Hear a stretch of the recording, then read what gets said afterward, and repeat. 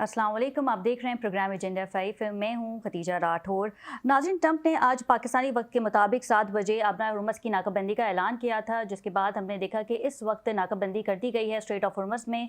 और चाइना की वज़ीर दिफ़ा का भी पैगाम आया था। वाज़ेह रहे कि चाइना जो है वो ईरान से तेल लेता है, और जिसके बायस हम देखेंगे कि चाइना को भी तेल की फराहमी जो है वो मुमकिन नहीं हो सकेगी। चाइना के वज़ीर दिफ़ा का ये बयान सामने आया कि उम्मीद करते हैं कि हमारे जहाज़ों को, हमारी ट्रेड को इससे कोई खासा नुकसान नहीं पहुंचेगा। अब से कुछ देर पहले हमने देखा कि डोनाल्ड ट्रंप जो हैं वो सहाफ़ियों से गुफ्तगू कर रहे थे। उनका कहना था कि हम ईरान के साथ मुआहिदा कर रहे थे, ईरान भी बेचैन था अमेरिका के साथ मुआहिदा करने में, लेकिन कुछ चीज़ों पे इत्तफाक नहीं हो सका। यूरेनियम का एक मामला है जिस पे इत्तफाक नहीं हो सका, ये बताया है डोनाल्ड ट्रंप ने।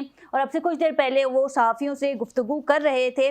पासदारान इनकलाब का भी बयान सामने आया है कि अगर हमारी बंदरगाहों को ख़तरा हुआ तो खलीजी ममालिक में किसी की भी बंदरगाहें महफूज नहीं रहेंगी। अगर हम देखेंगे कि ईरान कुछ इंपोर्ट नहीं कर सकता, एक्सपोर्ट नहीं कर सकता, जिसके बाद ईरान जो है वो खलीजी ममालिक की बंदरगाहों को टारगेट कर सकता है, ये ईरान का बयान मौजूद है। इससे पहले हमने देखा कि वज़ीर आज़म शहबाज शरीफ ने वफाकी काबीना के इजलास से खिताब किया, उनसे गुफ्तगू की, और उनका कहना था कि पाकिस्तान के लिए ये खासा मुश्किल था कि 47 ईयर्स से जो ममालिक आमने सामने एक मेज़ पर नहीं बैठे थे, पाकिस्तान उन ममालिक को एक मेज़ पर लेकर आया। और ये जो डायलॉग हुए थे ये इनडायरेक्टली नहीं थे, दोनों ममालिक एक ही जो मेज़ है उस पर बैठे थे। और वज़ीर आज़म शहबाज शरीफ ने कहा कि मैं वहाँ पे मौजूद था और हमने दोनों ममालिक के दरमियान सालसी का किरदार अदा किया है।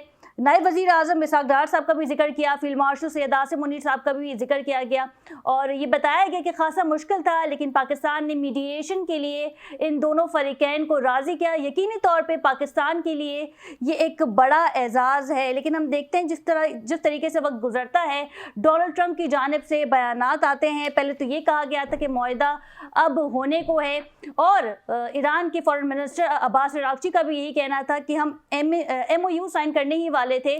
जिसके बाद हमने देखा कि वाशिंगटन की जानिब से एक नए मुतालबात सामने आ गए, जिसकी बाइस मुज़ाकरात जो है वो कामयाब नहीं हुए। वाज़ेह रहे कुछ चीज़ों पे इत्तफाक हो गया है और कुछ पे जो है वो इत्तफाक जारी है। इस पे मज़ीद बात करेंगे हमारे